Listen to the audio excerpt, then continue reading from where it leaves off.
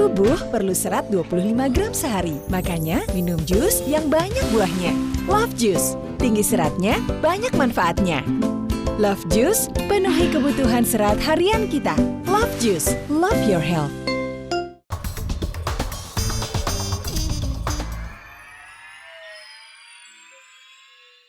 Dipersembahkan oleh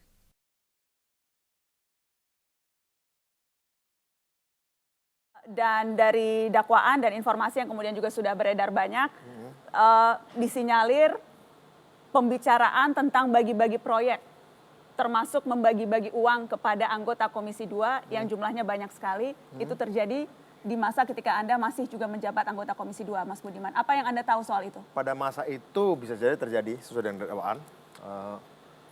Cuma kalau pembicaraan tentang bagi-bagi uang, itu silakan nanti tinggal dibuktikan di pengadilan ya, siapa aja yang bertanggung jawab. Anda pernah menerima uang, Mas?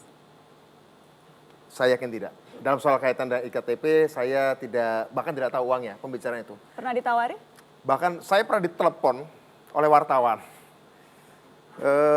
dari dua media, satu media majalah Nasional Tempo, satu dari media Detik dalam waktu kurang lebih 1 bulan. Waktu itu kita sedang bahas IKTP memang, karena memang pada waktu menjelang IKTP saya relatif aktif mendatangkan para pakar IKTP untuk berdiskusi di Poksi 2 PDI Perjuangan. Jadi fraksi PDI Perjuangan yang di Komisi 2, saya mendatangkan orang-orang yang memang ahli itu untuk menjelaskan apa manfaat dari IKTP bagi modernisasi pelayanan publik, bagi menuju cashless society, masyarakat tanpa cash. Pada saat itu kah ditawari uangnya? Enggak, itu lain soal. Tapi intinya adalah, saya pernah dihubungi wartawan mengatakan, Mas, ini isu IKTP meledak. Oh ya? Dan katanya beredar, ada uang beredar ke tangan anggota DPR. Menurut informasi yang kami dapat, Mas Budiman salah satu dari beberapa anggota Dewan yang katanya tidak ada dalam daftar itu. Kalau di surat dakwaan hampir semuanya nih, Mas. Ya. Ketua Komisi 2 $30.000 Amerika, Betul. kemudian ada $20.000, ada $15.000, ada yang dapat ratusan ribu dolar, $250.000, $100.000. Ini ribuan dolar semua ini. Ratusan ribu dolar, ya. Saya nggak dapat itu. Tidak dapat. Tidak mengetahui uangnya sama sekali, bentuk fisiknya.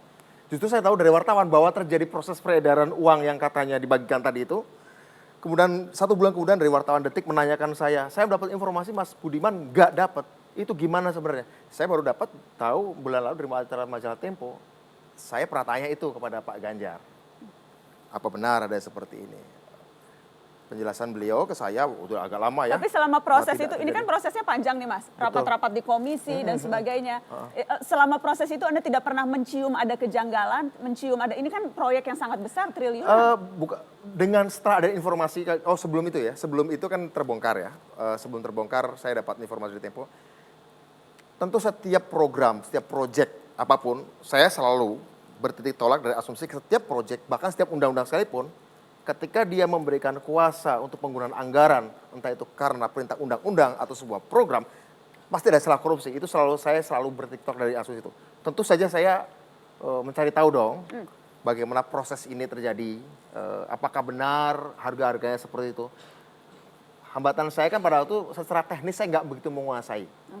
Saya hanya melihat bahwa ini sebuah program yang bagus. Baik. Mengenai soal harga, saya tidak bisa membandingkan apakah harganya ada markup. Apakah dalam soal tender, ada post bidding, ada pengaturan dan perubahan spesifikasi barang yang dibutuhkan. Kami di Komisi 2, tidak pernah ada pembicaraan? Tidak ada pembicaraan sampai teknis mengenai spesifikasi lelang, tidak. Kita berbicara soal bagaimana ini sesuai pelaksanaan undang-undang. Karena kemudian anggota fraksi PDI Perjuangan yang disebutkan di surat dakwaan ini juga cukup banyak dan sangat detail jumlah uangnya. Saya ingin konfirmasi, Anda sama sekali tidak tahu soal pembagian uang itu? Tidak. Baik, Mas Febri, ada sejumlah anggota DPR yang sudah mengembalikan uang suap, betul atau tidak, Mas?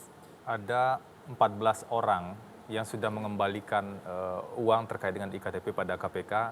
Ada birokrat di sana, ada anggota DPR di sana. Total nilai pengembalian itu 30 miliar rupiah untuk 14 orang tersebut. Jadi mereka bukan hanya mengembalikan uang, tetapi juga kooperatif memberikan informasi tambahan kepada KPK sehingga kita bisa tahu informasi lebih lanjut dan kita bisa mengembangkan perkara ini dalam proses penyidikan yang lalu. Jadi khusus anggota DPR, berapa orang Mas yang mengembalikan uang?